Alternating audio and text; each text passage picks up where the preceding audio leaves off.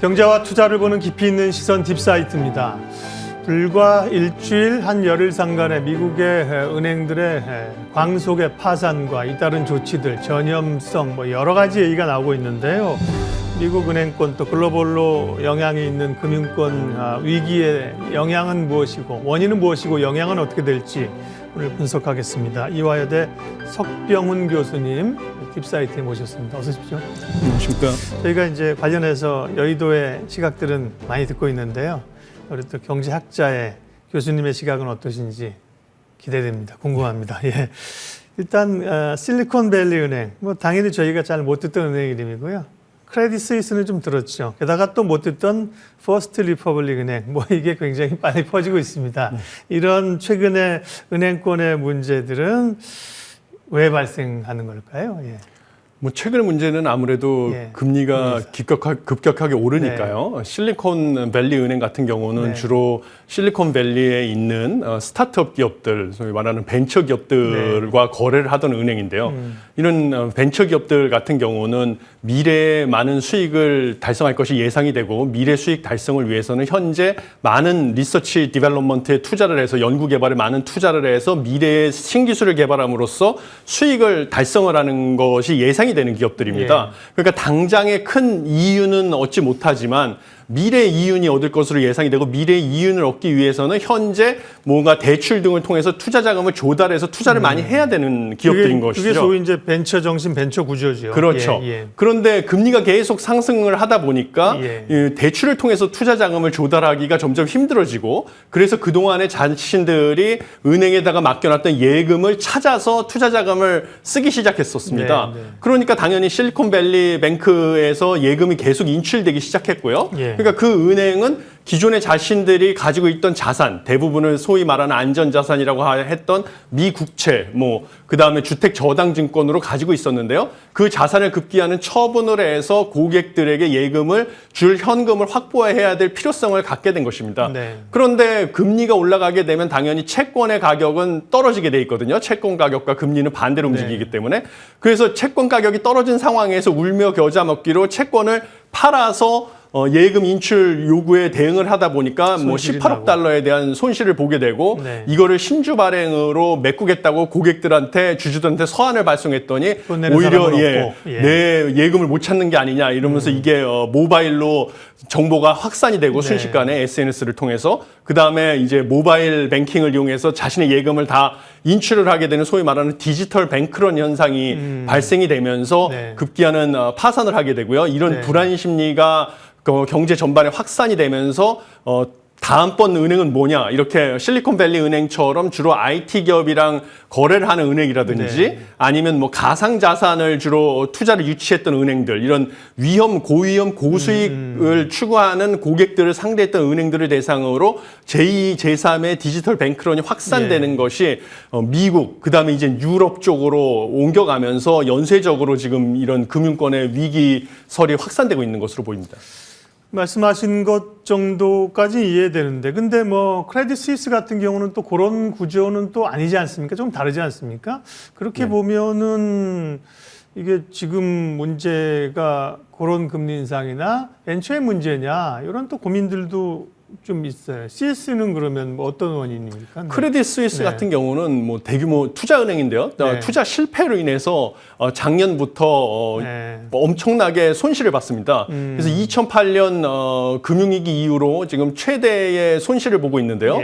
투자 실패가 컸었습니다. 투자 실패 뉴스가 보도가 되면서 고객들이 계속 예금을 인출해 가기 시작하면서요. 엄청난 손실을 보고 있었는데 최근에 미국에서 이 뱅크런 현상이 확산이 되면서 다음번 타겟으로 유럽 쪽에서 크레딧 스위스가 정말 도산이 되고 거기에 맡겼던 나의 투자 자금이 이제 뛰는 게 아니냐 이런 불안감이 역시 확산이 되니까 고객들이 소위 말하는 거기도 뱅크런 현상이 발생이 되면서 그런데 크레딧 스위스 같은 경우는 비교가 안 되는 거거든요. 자산 규모만 놓고 봐도 실리콘밸리 은행보다 2.4배 정도가 되고요.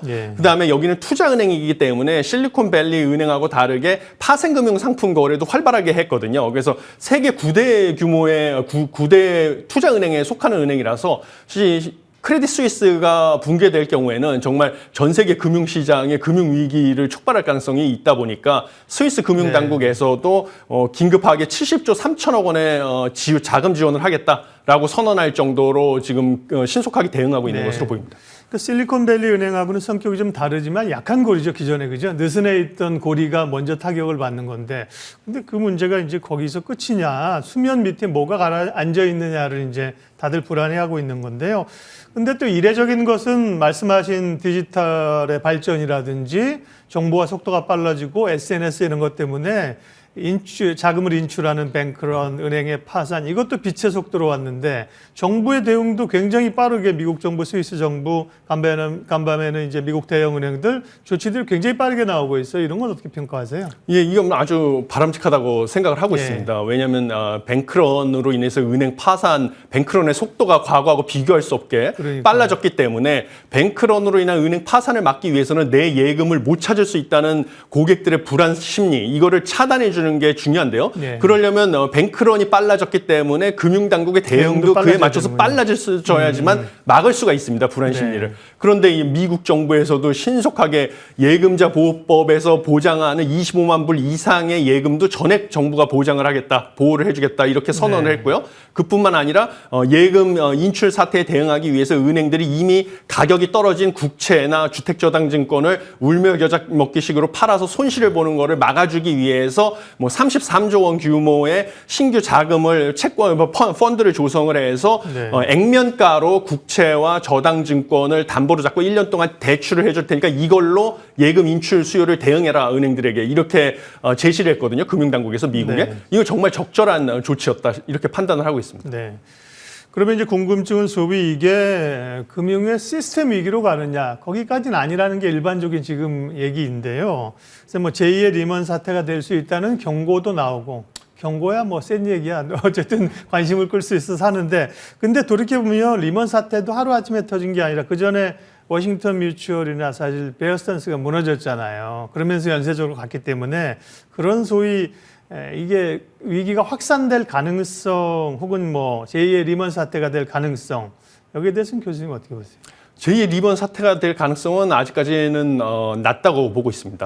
단서가 있지만 적어도 지금까지는 본다는데. 예. 왜냐하면 원인이 다른데요. 리먼 사태가 그 전 세계적인 금융 위기를 촉발한 계기는 일단 리먼 사태는 리먼 브러더스라는 그 투자은행 같은 경우는 현재 실리콘밸리 뱅크하고 비교가 자산 규모에서 비교가 되지 않을 정도로 큰 투자은행이었고요. 그다음에 그 사태의 본질은 대규모 파생금융 상품의 부실화에서 촉발이 됐었습니다. 그 당시에는 서브프라임 모기지라고 해가지고 이제 서브프라임 등급이라고 하면 주택 모기지, 장기 주택 담보 대출인데요. 그 중에서도 상대적으로 신용도가 떨어지는 장기 주택 담보 대출을 가지고 바탕으로 해서 자산유동화 증권이라는 파생금융 상품을 개발을 했습니다. 그 당시에. 그래서 그거를 또 거래를 했는데요. 이 부동산 시장이 갑자기 화랑이던 부동산 시장에서 거품이 빠지면서 부동산 가격이 붕괴가 되다 보니까 이 서브프라임 등급의 주택담보대출 채권이 부실화가 되고 이거를 바탕으로 발행한 자산유동화 증권 역시 휴지 조각이 되면서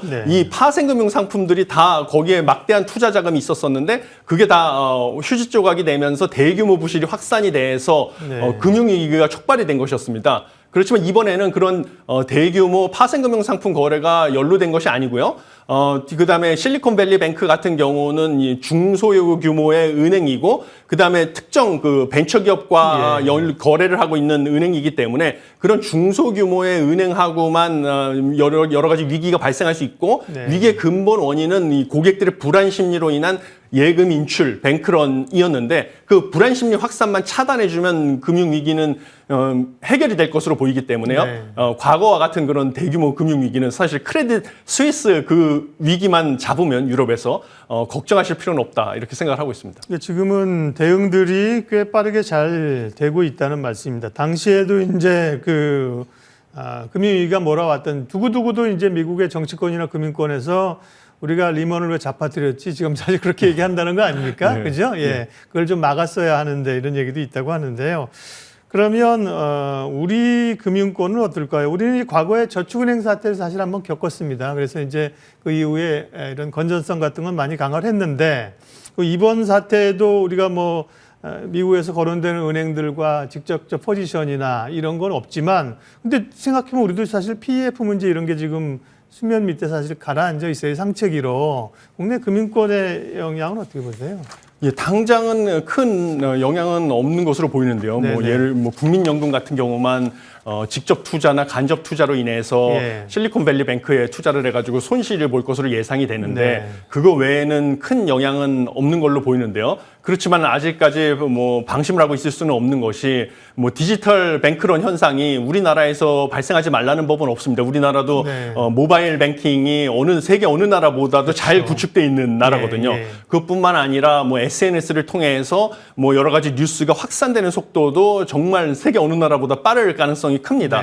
그런데 지금 앵커님께서 지적해 주셨듯이 부동산 프로젝트 파이낸스 대출의 부실화가 빨라질 가능성이 크고요. 특히 부동산 프로젝트 파이낸스 대출에 투자를 했다가 부실화가 확산이 되면 문제가 생길 가능성이 큰 곳은 저축은행들입니다. 제2금융권. 특히 제2금융권이고 우리나라는 예금자 보호 한도가 미국의 25만 불보다 많이 낮은 5천만 원밖에 안 됩니다.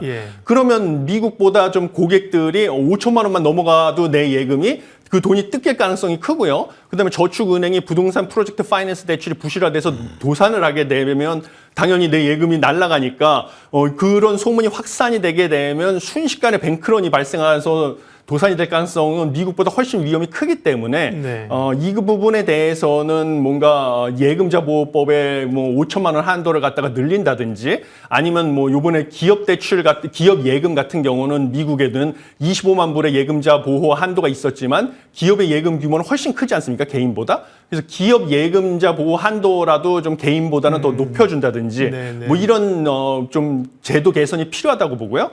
그리고 부동산 프로젝트 파이낸스 대출 부실화에 대해서는 부동산 시장 연착륙에 관한 추계적인 대책이 반드시 필요하다고 봅니다. 지금 미분양이 증가하는 속도가 엄청나게 빠르고 작년 9월 기준으로 프로젝트 파이낸스 연체율은 아직 0.9%밖에 안 되지만요. 미분양이 한 달에 10,000건씩 올라가고 있는 거 보면 이거는 앞으로 연체율이 부동산 프로젝트 파이낸스 대출 연체율이 급격하게 증가할 거라는 시그널이거든요. 그래서 이거에 대한 대책은 필요하다고 봅니다. 그러니까 이제 직접적인 그 영향권은 없더라도 우리가 좀 또 약한 거리는 어디지 이런 걸 생각할 필요 있습니다. 제 말이요. 그러니까 미국은 1인당 예금자 보호 한도가 25만 불이라는데 대략 러플리 계산해도 3억 원 아닙니까? 우리는 5천만 원. 경제 규모가 다르다, 시스템이 다르다 다 이해하는데 우리 5천만 원 그 한도 설정한 것도 꽤 오래 전일 거거든요. 그런 것도 좀 볼 필요가 있겠고요. 이화여대 석병훈 교수님과 최근에 금융 불안 아직 위기라고 해야 되나요? 불안에 대해서 얘기하고 있고요. 그 통화 정책에 대해서 조금 얘기하면서 이제 아파트는 좀 마무리하겠습니다. 그러니까 지금 유럽 마침 이제 FOMC는 다음 주에 있고요. ECB 통화 정책 회의가 있었는데 50bp 할 수 있겠어 그랬는데 50bp를 올려버렸어요. 무슨 자신감인가 싶은 생각이 좀 더 들고요. 그 다음에 더 중요한 거 이제 연준의 다음 주에 행보 이후에 소위 이제 정책금리 상단에 대한 가이드 이런 거지 않습니까? 그 부분 좀 얘기해 주세요. 이번에 사실 유럽 중앙은행이 50bp 인상하는 것은 저는 예상을 하고 있었습니다. 왜냐하면 지난번 유럽 중앙은행의 통화정책 회의에서 이번에 50bp 올리겠다고 예고를 이미 했습니다. 그런데 그 예고를 지키지 않을 경우에는 물론 핑계는 있었지만요. 예고를 지키지 않을 경우에는 통화정책의 신뢰도가 땅에 떨어지고요. 한 번 땅에 떨어진 신뢰도를 다시 회복하기에는 상당히 많은 비용을 치러야 되거든요. 그렇기 때문에 무슨 일이 있어도 50bp 올리는 것은 예상을 했었던 일이고요. 그다음에 유럽 중앙은행 같은 경우는 소비자 물가지수 상승률 2%를 중기적으로 달성하는 게 목표인데 소비자 물가지수 전년 동월 대비 상승률 2월달 자료만 보면 8.5%나 되기 때문에 여전히 물가 상승 목표를 달성하기에는 멀고도 험한 길을 가야 되는 상황입니다. 그것뿐만 아니라 근원 소비자 물가지수 상승률도 오히려 증가하는 추세고요. 그래서 당연히 크레딧 스위스 사태로 촉발된 금융 불안 위기는 스위스 금융 당국이 구제금융이나 스위스 크레딧 스위스를 분사해서 매각을 한다든지 이런 걸 지금 협의 중인데요. 그런 식으로 대응을 하는 것이고 유럽 중앙은행은 물가 안정을 위해서 공격적으로 금리를 인상을 하는 방식으로 대응을 한 것입니다. 하지만 그나마 낙관적인 것은 지난번처럼 다음번에도 뭐 빅스텝을 하겠다 이런 식으로 예고를 하진 않았습니다. 네. 그러니까 이제 다음번 금리 인상 기조에 대해서는 아직 불확실성이 있는 상황이고요. 그다음에 미국 같은 경우는 미국이 더 중요하죠. 사실. 예, 미국이 더 중요하죠. 예. 저는 미국 같은 경우는 다음번에도 베이비 스텝을 할 것이라고 예상을 하고 있습니다. 예. 왜냐하면 가장 최근에 발표된 자료는 CPI 자료죠. CPI, 예. PPI. 예.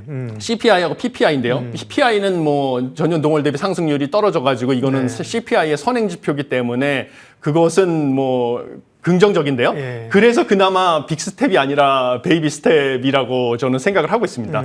일단 CPI 같은 경우는 뭐 근원 CPI 상승률 같은 경우도 여전히 높죠. 네. 전월 대비 상승률 같은 경우는 시장의 예상을 넘어서서 0.5% 상승을 했고요. 네. 근데 무엇보다 가장 중요한 거는 뭐 슈퍼코어 서비스 물가 지수라고 해가지고 제롬 파월이 수차례 가장 중요하게 생각하고 있는 것입니다. 뭐냐면 식료품과 에너지, 변동성이 큰 식료품과 에너지 가격을 제외하고요. 그다음에 꺾이는데 상당히 시간이 걸리는 주거비 상승률을 제외한 서비스 소비자 물가의 상승률인데요. 네. 이게 전월 대비 상승률이 0.2%고요. 그다음에 전년 동월 대비 상승률은 4%로 나왔습니다. 지난 2월에. 근데 그게 1월 달하고 동일하거든요. 네. 근데 이거를 중요시하게 하는 이유가 뭐냐면 미 연준 내에서 통화 정책에 할 때 가장 중요하게 보는 지표인 개인 소비 지출 물가 지수 상승률. 이거를 PCE 물가 지수 상승률 2%를 맞추는 게 목표인데요. 이 PCE 물가 지수 상승률의 추세를 볼 수 있는 근원 개인 소비 지출 물가 지수, 근원 PCE 물가 지수 상승률의 50% 이상의 비중을 차지하는 부분이 바로 이겁니다. 예. 그 주거비랑 에너지 그다음에 식료품을 제외한 서비스 물가 지수 상승률. 이게 꺾여야지 되는데요. 이게 전혀 꺾이지 않은 거죠. 지난달하고 대비해서. 그러면 죄송한데요. 저희 뭐 시간이 좀 제한돼 있어서 말씀을 좀 끊었는데 그러면 이제 3월에는 25bp로 생각하신다. 컨센트 모아진데 이후의 정책 경로들은 그러면 이제 원래 생각했던 것보다는 목표금리 상단을 조금 낮출까요? 현재까지는 이제 추가적으로 FOMC 후에 경제 전망을 또 발표할 건데요. 수정 전망. 현재로서는 일단 5월 달까지는 이 베이비 스텝 한 번 더 해서 예고했던 대로 5.25% 상당 기준으로까지 갈 가능성은 있지 않느냐. 그리고 연내에는 계속 동결을 할 것이다. 라고 보고 있습니다. 왜냐하면 물가가 하향 안정화되는 것이 지금 뭐 노동시장 지표에서도 확인이 안 되고 그다음에 뭐 근원 소비자 물가지수 상승률에서도 확인이 안 되고 있기 때문이죠. 그래서 이제 간밤에 나오는 뉴스들은 유럽도 그렇고 미국 연준도 소위 이제 투 트랙을 쓸 가능성이 높다. 물가 잡기 위해서 금리는 내리진 않고 강하게 가고 또 이제 금융 완화를 잡기 위한 정책들을 써가면서 가겠다는 얘기도 있었는데요. 석병훈 교수님 만나고 있고요. 저희가 앞 시간에 중요한 얘기들을 많이 들어서 뒤에 이제 시간이 얼마 남지 않았는데요. 이제 경기 전망 얘기를 좀 가도록 하겠습니다.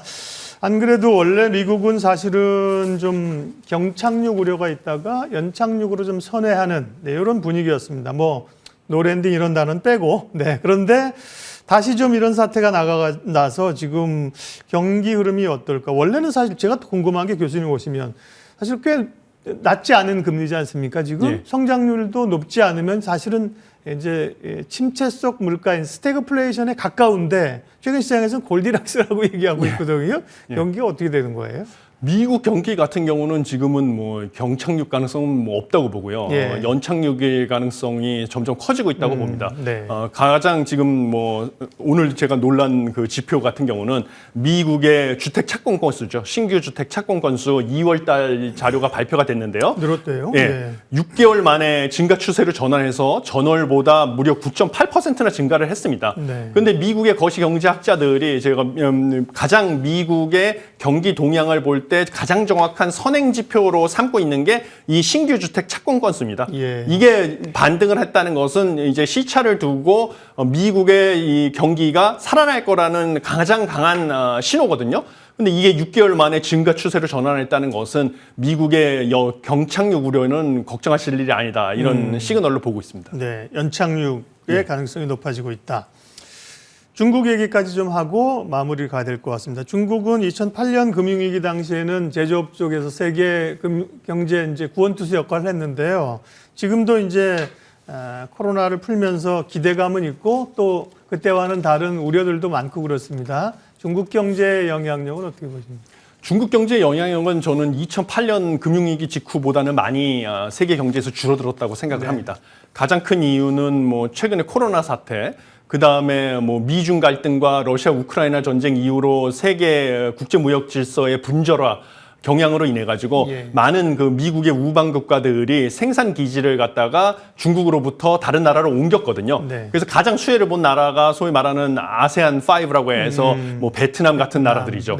그쪽으로 인도네시아, 필리핀 뭐 이런 나라로 옮기고 또 인도 역시 뭐 인구 규모로 중국을 따라잡아서 그다음에 뭐 고학력자들이 많이 있어서 인도 쪽으로 많이 옮겼거든요.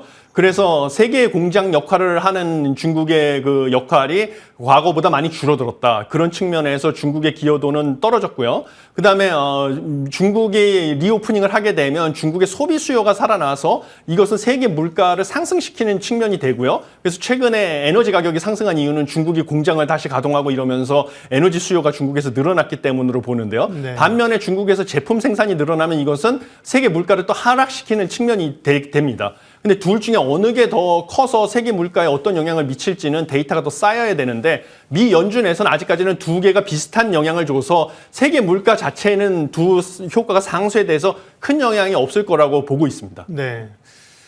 마무리를 좀 하겠습니다. 아쉽지만 교수님께 듣고 싶은 얘기 많지만 시간이 제한돼 있어서요. 그러니까요. 이게 뭐 저희가 아까 모두에 말씀드린 것처럼 여의도에서 이제 우리 전략 하시는 분들의 시각은 저희가 많이 듣고 있는데 경제학자들은 교수님은 어떻게 해요? 왜냐하면 이쪽이 뭐 이게 위기가 오면서 뭐 이론들이 많이 흐트러졌어요. 돈이 많이 풀리면 사실 과거에 물가가 올라야 되는데 물가는 안 올랐다. 그런 상태에서 지금 뭐 전쟁이 일어나면서 인플레이션이 나고 이런 상황에서 물론 이제 저희는 투자하시는 분들이 많이 보시니까 전반적인 지금의 경제 상황, 금융 상황을 투자자들이 어떻게 이해하면서 대응하면 좋을까? 조언 좀 주고 가세요. 예, 지금 변동성이 상당히 큰 상황인데요. 저는 개인적으로 국내의 금리, 기준금리 같은 경우는 거의 고점에 근접해 왔다.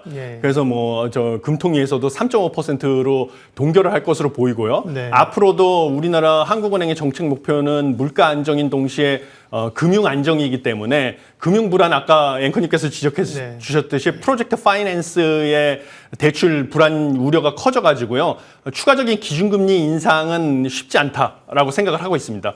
그리고 기준금리도 이미 충분히 긴축적인 수준이라서 물가는 점점 추세적으로 안정될 거라서요. 기준금리는 이미 고점이고 앞으로 내려갈 일만 남았기 때문에요. 그러면 앞으로 기술주나 이런 것은 금리가 내려가면 기술주는 가격이 상승할 가능성이 크고요. 그리고 제가 최근에 자료를 분석해 본 결과 우리나라의 코스피나 코스닥 지수는 우리나라 경기에 3개월 선행한다는 것을 제가 확인을 했습니다. 그래서 우리나라 경기가 저점을 찍고 반등을 하는 것을 한국은행이나 기재부에서는 하반기부터 반등을 한다고 예측을 하는데 그 예측이 정확하다면요. 사실 뭐 3월 말 이후부터 3월에서 6월 사이에 주식 투자를 하면 예를 들면 뭐 기술주 같은 거에 투자를 하면요. 뭐 추세적으로는 상승하지 않을까 이런 예측을 하고 있습니다. 투자와 관련해서는 이제 구체적인 답은 안 해주실 줄 알았는데 도움이 됐습니다. 경기 사이클과 관련된 선행성, 항상 선반영하죠 주가는. 그런 걸 염두에 두고 오늘 말씀하신 쭉 그 얘기들을 귀담아 듣고 투자에 참고하겠습니다. 오늘 팁사이트는 이화여대 석병훈 교수님과 최근의 금융 상황들 점검했습니다. 교수님 고맙습니다. 감사합니다.